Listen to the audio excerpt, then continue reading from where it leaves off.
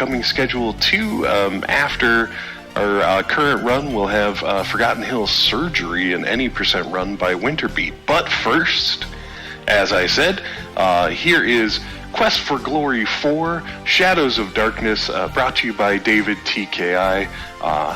Show us how it's done. Hello, hi, thank you, Prolix. Quest for Glory 4, the fourth game in the Quest for Glory series, and often regarded as the best game in the series, although a lot of that is for narrative, production, value, storytelling, not necessarily for how intact the game is. But we've got another fighter, magic user, thief going on here, and for today I'm doing 100% as the magic user. So, the magic user is cheating, and here's why. So we go to our starting screen and we've got our starting stats. I have enough stats to beat the game already. I don't need to put points into anything. So my 100 points, they're only going to go somewhere to speed me up. They're not going to help me beat the game. And for speedy purposes, it's actually fastest, I think, to do climbing. Although there's also an argument to be made to put 300 into strength as well. Let's go ahead and name our wizard just Speedy Adventures. Time's going to start when we click the start button, so are we ready to go? Yeah, all set. Alright, should you count me down or should I count myself down? I'll intro you. Okay, we'll go on go in 3, 2, 1, go. Alright, so we wake up in a cave having lost all of our luggage, but before we go anywhere, I'm going to go into the menu and adjust some settings. So, speed up, skill down, detail down. In a normal PB attempt, I would turn off autosave as well, but since we're in a marathon, I kind of want that autosave for safety purposes. A couple of flame darts here. We don't need to get the flint to light up this stuff. So one thing to keep in mind is that some rooms have left debug keys in for some reason. So, for example, in this room right here, Shift Y is going to be the levitate spell, which gets us right across this pit. And then next room, Shift W is the fetch spell, which is going to interrupt this cutscene with Katrina so that we never have to talk to her. So we just ran right by her. And actually, that's going to do something weird with time. Time has stopped pretty much completely. I'm going to go ahead and rest for 4 hours here just to set up something. But the game still thinks it's nighttime for some reason. Just time isn't passing normally or working correctly. But that's going to get us a little bit of something. Let's see, get some corn here, levitate spell over here. Since I rested for 4 hours, once I go to sleep here, because I can still sleep even though it's in the middle of the day, it's going to pass time until day 2. Which is really important because there's a plot critical event that happens on day 5, so we just skipped a day. That saves a little bit of time. Speaking of which, that is not where I intended to go, but it is a place that I need to go. So your muscle memory, if you run other categories, might have you buying the garlic 2 times, but as a wizard, you need to be doing it 3 times. You also need somewhere around 8 rations in order to get through the entire rest of the game without running out of food. It's probably not a big deal to run out of food, except that then every once in a while, the game will put up a dialogue box saying that you're starving. Okay, so speaking of day 5, entering the Burgomeister's office does set a flag to make Igor disappear on day 5. You need to do that. You need to talk to Nikolai at least once in order to progress his plot. You can use the question mark to skip this puzzle. It's faster to do that the first time. We've got a little bit of inspiration from Dr. Brain here, I think, with Dr. Cranium. We've got a couple of puzzles to solve, and you do have to solve them normally. You can normally use the question mark to skip most of these puzzles. But doing them normally gets you full points, which is the requirement for 100%. So we're going to have to go ahead and answer both of the traps questions as well as do this Antwerp Maze. This one is mostly just muscle memory, and if you set the skill slider higher, then there's going to be holes all over the maze, which forces you to take a long path, but it's not a very interesting puzzle to do that way. Let's see. Gotta time it carefully. There we go. This keyhole is a little bit RNG. Give me just a bit while I solve this. Okay, there we go. Click hand on here. So Dr. Cranium is going to be another limiter in progressing with our gameplay. He has a glide spell, which is going to be useful, but then we're going to have to do the copy protection here, which I have pulled up and right next to my game window. Unfortunately, I don't have this copy protection memorized. And we'll have to do this 3 times. Let's see, 2 potions. Ooh, here's a fast one. Air is one of the fastest elements to be putting here, because it's only got 3 frames of animation. We need 3 flasks. Getting these flasks is a prerequisite for the swamp, as is getting candy. Here's something that's going to be exclusive to 100% routes. We need to visit the lake and befriend the Rusalka.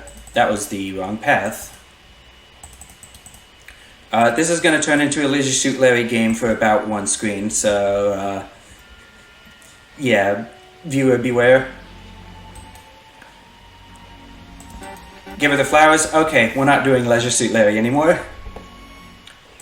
The Paladin has an extended side quest with the Rusalka, and we'll be seeing her more, but as any other class, you're just going to give her the flowers and then leave. So there's multiple ways across this swamp. The glide spell is by far the fastest. A 300 strength fighter can get across reasonably quickly. We do have to take care of both of these Chernobyls before we can access the tomb, and it takes about 13 spell casts in order to kill one.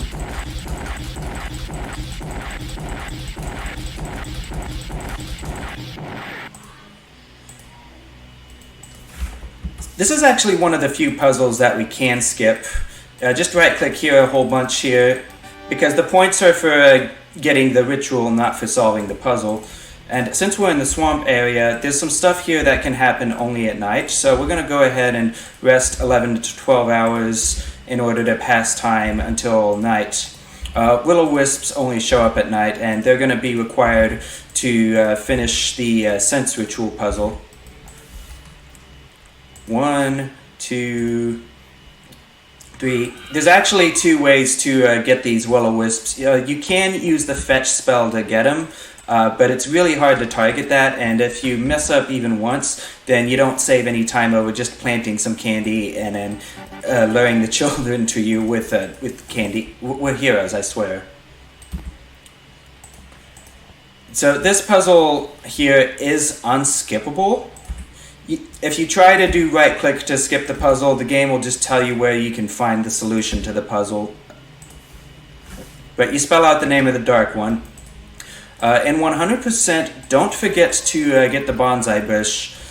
Quest for Glory 4 is it's a game in which there's not a lot of difference between any percent and 100%, but what few differences there are can actually throw you off a little bit. So don't forget to get the bonsai bush, required in 100%, but not in any percent. I'm going to drop by the Wraith here really quick to reset forest encounters, because I don't want to run into any encounters while I'm trying to talk to this ghost, who I have to tell 3 times that she's a ghost before she realizes that, hey, you know what? I'm a ghost. Get points for that. Reset encounters again with the Wraith up here. I really don't want any random encounters. Then the 4th time you visit the screen, you'll then realize that her name is Anna, even though you don't have to actually ask her about it. So yeah, finding out that the ghost is named Anna is important, because the old man Nikolai is looking for his wife, whose name is Anna. I love the puns going on in chat right now. Quest for Glory is rife with puns. Oh, and the children died. Sorry, we're heroes, I swear.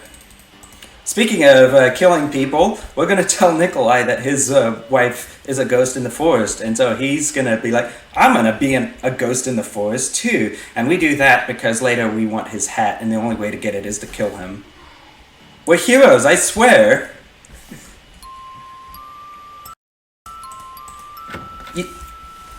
So, Dr. Cranium is a gatekeeper for the run because you are going to have to visit him at least 3 times, once per day, before you can get an item that is required to progress the plot. After the second time that we visit him, we're going to rest 60 minutes until the clock rolls over to day 3 just after midnight. So that's going to get us our 3rd visit with Dr. Cranium, and we will have to do the copy protection one more time. Let's see, I need a prompt that I'm getting tired. It's not midnight yet? This is going, okay, 1 hour after getting tired.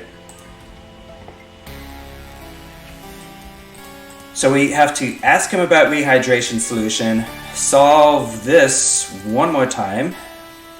I do have the copy protection pulled up. Fire and error both reasonably quick, so this is an okay solution. We gotta trade him a bit of Goo Goo for rehydration solution, which is pretty much just water, except it's water that works better for some reason. Since it's nighttime and we have the rehydration solution, we can actually now go to the monastery. Coming here at night is nice because Igor will not yell at you at the door because he's not there, he's asleep. We go inside, feed the hexapod garlic. You can also just kill it, but it's faster to just bribe it with food. Rehydration solution on the domovoy here, which is gonna be a requirement for getting a doll later. And then, well, we've been adventuring for a long time now, so it's time to get drunk.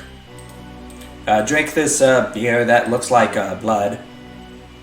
And then start having hallucinations of the Dark One rising and destroying everything. God damn it, I'm never drinking again.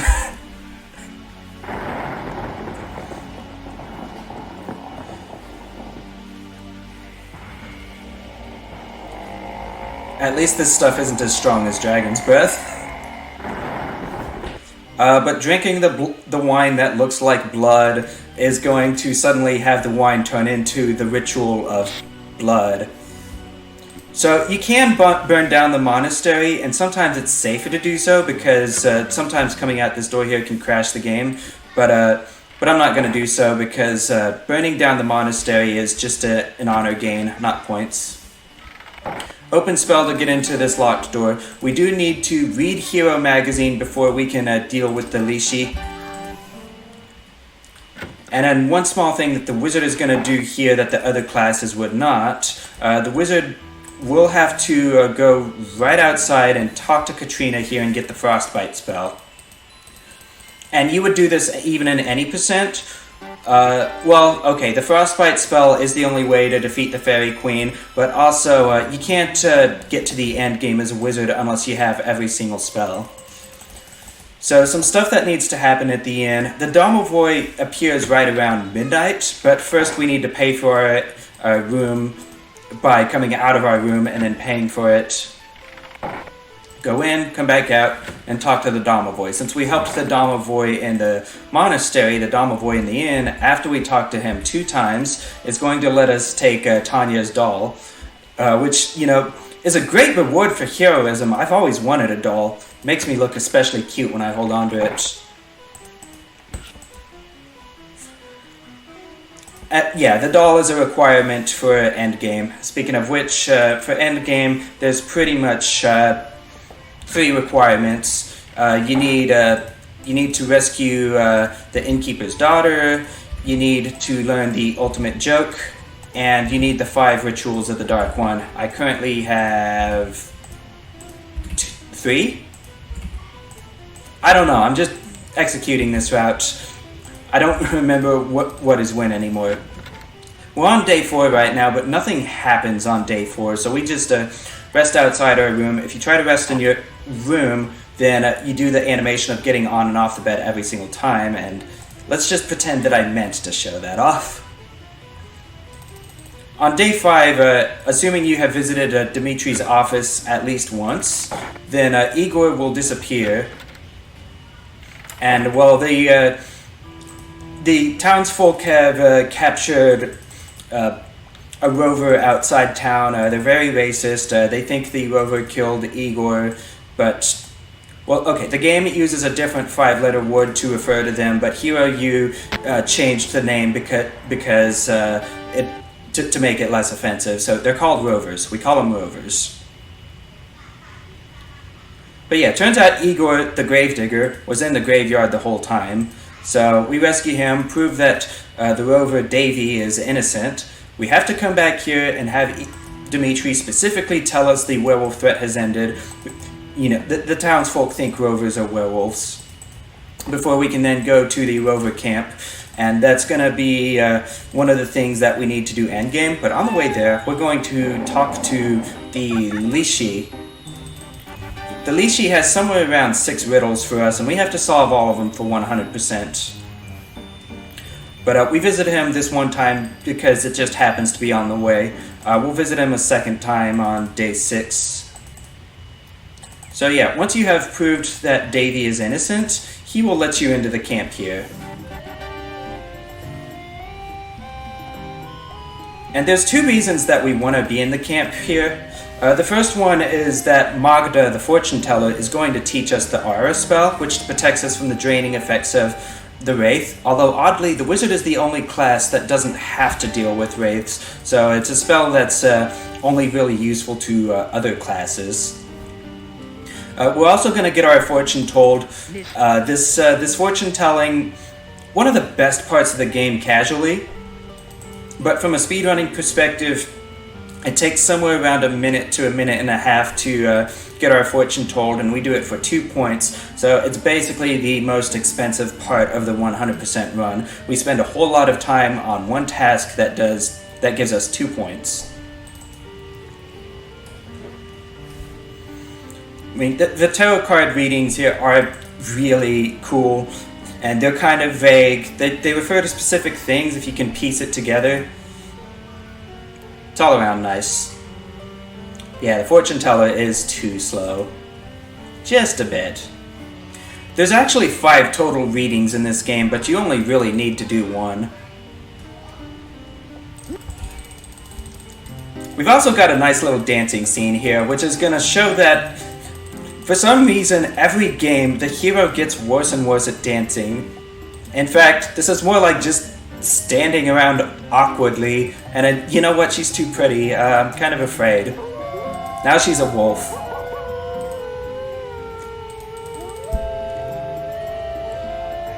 Okay, but we've got one more thing that we need from the fortune teller, which is that we need her to tell us about the destiny spell on Irana's staff. That's one of the requirements for rescuing the innkeeper's daughter Tanya. We have to specifically ask about destiny spell. Now, if we were any other class, then that would be enough for us to go ahead and rescue Tanya. But as a wizard, that's not enough, because the wizard also has to hear about the spell from the fairies. So we've got some other stuff to do. But since we have... since we've dealt with all that and we've got something to do at night, we're going to be... Well, first things first, talk to the Lishi, because we still have the bonsai bush in our inventory. This is a very easy 2 points to miss, because before you plant the bonsai bush at the garden, you have to tell the Lishi that you have the bonsai bush. If you plant the bush first and then come back here, then you will miss that question. Pass time until night. Use the wraith here to reset encounters so we don't run into any monsters in the forest. And then we find the old man Nikolai here is dead. And a ghost. But he and his wife are reunited, and they're a lot happier for it. I guess we're heroes after all. But yeah, we did that to get his hat. It's a very nice hat. We've got a little bit of pathing that we're going to do here. First of all, drop by here to get some elderberry berries, and we're just going to take the damage from being hit by the thing. The fairies are hanging around outside of Irana's garden. And there's pretty much 3 encounters with them. This first encounter will happen anytime, but the second encounter is not going to happen until a little bit later. The leash sheet normally gives us a magic phrase to get us past the bush. We haven't advanced far enough with the leash sheet yet in order to know that magic phrase, but the trigger spell will get us past it just fine. So the reason we needed the hat was to give it to this skull here, and he looks totally dapper with it, but he won't let us past until we give him a hat. And so now that we're past him, we can go ahead and make a pie. This pie is made of bone meal, which we ground up, goo and elderberry berries. Before we cook the pie, we need to give the corn to the hut. Easy points to miss. And there's another skip here that's fairly easy to miss. Baba Yaga is going to try to turn us into a hedgehog when we enter her hut. But if you have the reversal spell active, then that spell is going to rebound and you skip the animation and just move forward with the conversation. But it's really easy to forget about that because that skip is pretty much wizard only. Even if the other classes have magic, they usually don't have the reversal spell, and if they do happen to have the reversal spell for some reason, they probably haven't trained it up enough to last long enough to make use of it. So we trade Baba Yaga the pie to get a good humor bar for the gnome, who we have not met, but we know he's lost his humor. But we need 2 other things from Baba Yaga, and so we have to trade our food stuff for it each time. The garlic will count. We need the Dark One ritual, the breath ritual of the Dark One. That's going to be our 4th ritual. But then Baba Yaga also has a spell for us, the hide spell. In speedrun setting, this spell is pretty much completely useless, but we get a couple of points for using it, and then even in the any percent run, we are going to need that spell for reasons. Because the second encounter with the fairies outside the garden is not going to happen until I have learned every wizard spell. There's one more here, which you can get by triggering the water, opening the plant, and then fetching the scroll. Which will teach us the protection spell, a spell that reduces physical damage done to us. That's every spell that we can learn up to this point now. So now that we leave the garden, the fairies are going to appear again and tempt us with a vision of Irana's staff. Fun thing, you can actually try to cast the trigger spell here, and the fairy queen will say, that staff was a fake, but casting trigger there was a really dumb thing to do. But they tell us about the Rite of Destiny. And so hearing about it from the fairies and from the fortune teller is a requirement for being able to tell the innkeeper's daughter about it. Other classes only have to hear about it from the fortune teller, but the wizard has to hear about it from the fairy queen too. Another easy points to miss, you get points for shaking hands with the Grim Reaper and actually exiting the crypt via this path.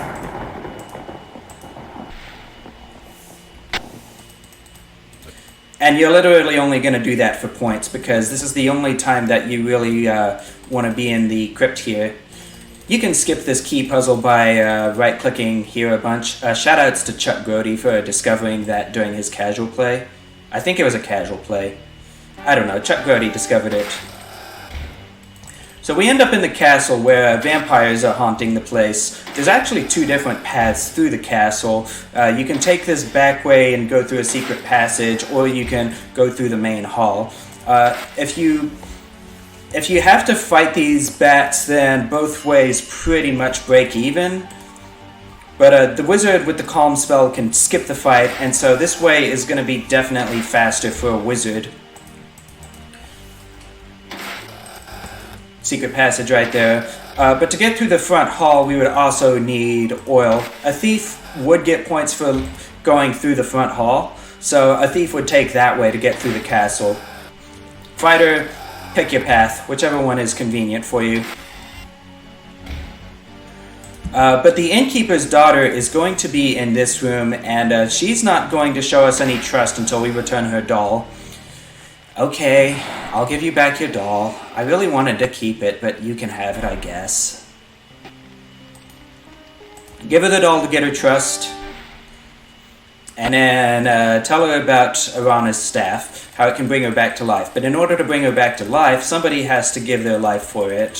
So press F in chat to pay respects to Toby, because we just killed Toby to bring Tanya back to life.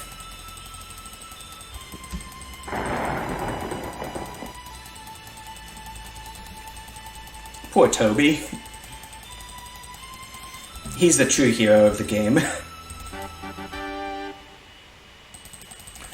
So we're on day 7 now, and we've got a couple of things we need to do. So we haven't actually met the gnome yet, but this room being in this state for some reason allows us to knock on the door and then enter the gnome's room and talk to him.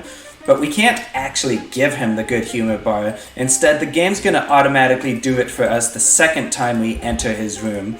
So we're going to rest until night and then leave and come back. Because the farmer's conversation about how Davy didn't really kill Igor will then also put this room outside in a state where you can re-enter the gnome's room and give him the good humor bar. There's also a rubber chicken in that room. You should make sure to grab that rubber chicken, and I do it on the second visit just because I end up slightly closer to the bed. And he teaches us the ultimate joke in exchange. So finally we can sleep here until day 8, and where we're going to get a fake letter that says it's from Katrina.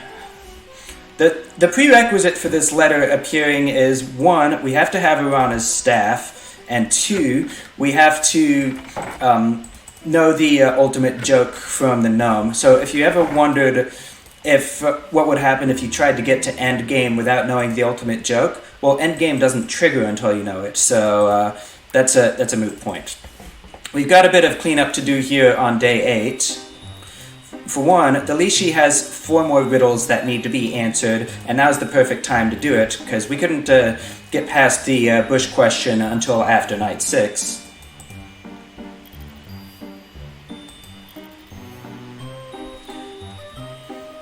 So yeah, this is probably the second slowest set of points, just doing all these riddles, Rusalka. And at that point, the Lishi does teach you the magic phrase to get into Baba Yaga's. If you were a fighter, you probably would have had to come back here a little bit earlier and learn that magic phrase beforehand. No. Oh right, I already answered Baba Yaga. Small speed strat with the bushes here. If you click on the bush again as it is disappearing, then it advances in the script and disappears instantly rather than you having to wait out the animation. I guess the game kind of forgot to lock the input to the script. I don't know. You need to have given Baba Yaga the pie before you can answer the elderberry bush puzzle. And then I'm not sure exactly the requirement for this 5th puzzle.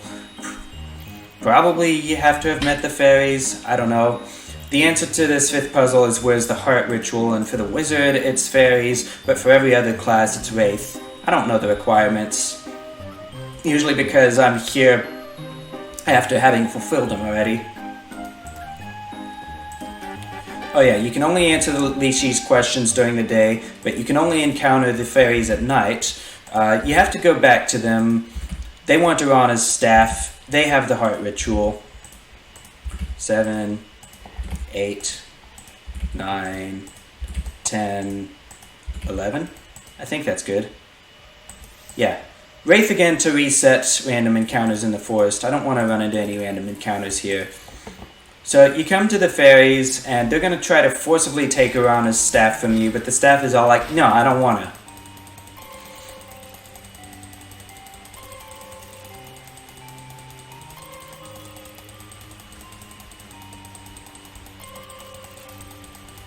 So you do need to be aware of a little bit of stuff here. They're going to become aggressive and attack you, and their attacks are going to do a lot of damage. In fact, you're going to see me lose about 60% of my health bar by the time I summon my staff. So we need to summon the staff and then cast this resistance spell to make sure their attacks do less damage. That spell is only available to you when you have staff summoned. It's something you need to figure out, but if you don't cast that, you're going to take a lot of damage. Frostbite on the Queen herself will pretty much instantly end the encounter. They have reversal spells, but Frostbite is an area of effect spell, just kind of a breath spray. So that's why that's going to work. Also, it turns out the fake letter was actually from our old friend Adavis. Also, shoutouts to Ustra for this, because I never remember which key this is, but I have to shiftly P to cast the open spell to get out of here. And I remember that entirely because of Ustra. I should be running. Then we're going to wake up a lady while she's napping. The game gives you the means to kill her here, but killing her gets you a game over, so don't do it. And then, we're back in Leisure Suit Larry land again.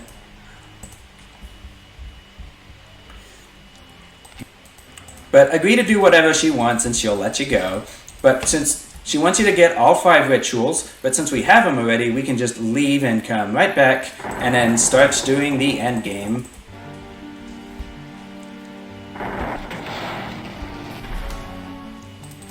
So yeah, whole plot of the game. The Dark One, Avuzel, was kind of half summoned to the land and trapped Urana while doing so.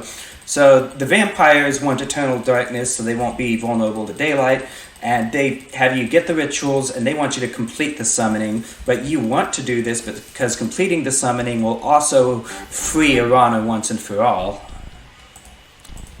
So really quick here, we're going to calm the beast in the pit here and then go down and get this book. And actually, getting this book is only a requirement in 100%, because for some reason you can just skip it in any percent. But yeah, we're gonna go in here and start doing the rituals in order.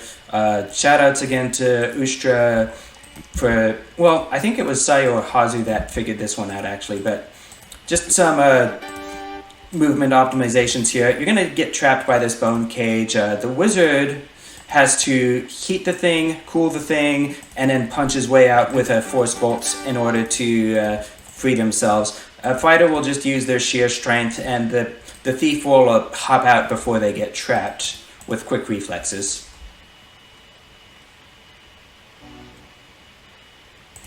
Next, we've got the Blood Ritual Cave. Slight movement optimization there again. Right here.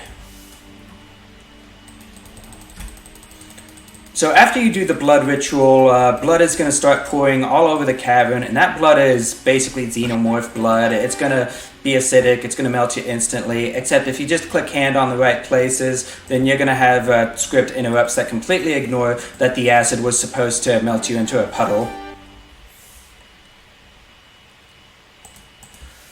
Coming up next, breath ritual room.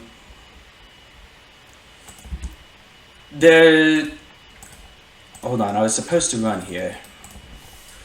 You do the breath ritual, and then you have to blow on these tentacles in order, and if you listen closely to the ritual, it will tell you what the order is. You don't have to trial and error this, but it goes right, left, middle, high.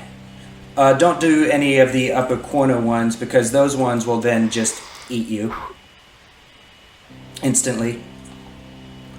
So the fighter and the thief do have faster ways out of this room by either climbing the fourth wall or grabbing onto a tentacle, but the wizard has to get trapped in here. Calm spell, open the door, and then they get out.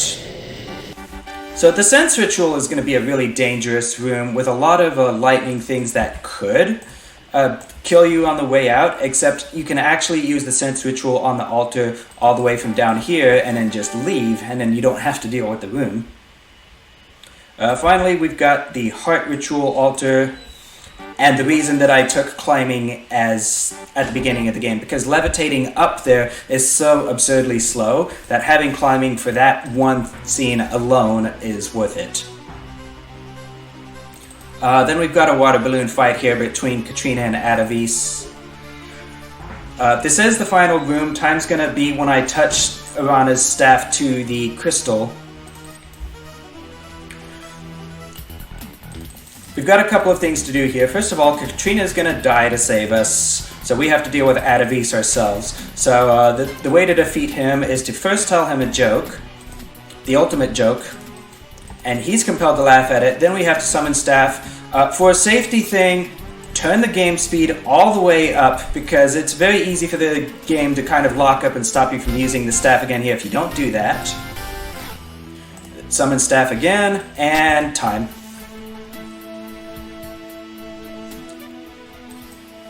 Wonderful run. Awesome to see. If you got the some GG emotes, some claps, put them in chat.